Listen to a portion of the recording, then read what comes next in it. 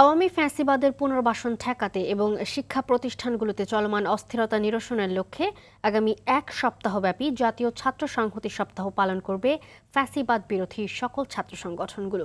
সোমবার রাতে রাজধানীর বাংলা মোটরে বৈষম্য বিরোধী ছাত্র আন্দোলন আয়োজিত অন্যান্য সকল ছাত্র সংগঠনের সঙ্গে জরুরি বৈঠক শেষে এই ঘোষণা দেন আহ্বায়ক হাসনাত আব্দুল্লাহ।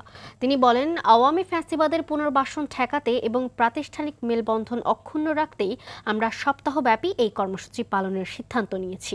গত ১৬ বছরের দুঃশাসনে আওয়ামী লীগ টাকা পাচার করে দেশের ব্যাংকগুলোকে খালি করেছে। উল্লেখ করে হাসনাত বলেন, আজকের বৈঠকে সকলেই ঐক্যমত্য হয়েছি যে দ্রুততম সময়ে যেসব এমপি মন্ত্রীদের সকল সম্পদ বাজেয়াপ্ত করতে হবে। এছাড়া প্রশাসনও ঢেলে সাজানোর প্রস্তাব এসেছে বলেও তিনি গণমাধ্যমকে জানান।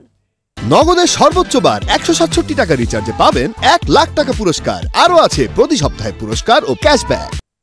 বেসিক প্রিন্সিপালসে আমরা একমত থাকবেন, সেটার মধ্যে হচ্ছে যে zero tolerance two Awami League. গত ৩টা ইলেকশনে যারা নির্বাচিত হয়েছে আওয়ামী লীগ থেকে দ্রুততম সময়ের মধ্যে তাদের সম্পদ বাজেয়াপ্ত করতে হবে, কারণ তাদেরকে আমরা যদি ফিনান্সিয়ালি ক্রিপল না করা যায় আইনগতভাবে, তাহলে যে বিদেশে বসে তাদের যে ষড়যন্ত্রগুলো তারা করছে বাংলাদেশকে আবার পিছিয়ে নিয়ে আসার জন্য, সেই ষড়যন্ত্রগুলো অব্যাহত থাকবে। এই প্রশাসন থেকে আওয়ামী রাজনৈতিক রেকমেন্ডেশনে যারা নিযুক্ত হয়েছে তাদেরকে বাদ দিয়ে আবার এই প্রশাসনিক কাঠামো পরিশুদ্ধ করতে হবে।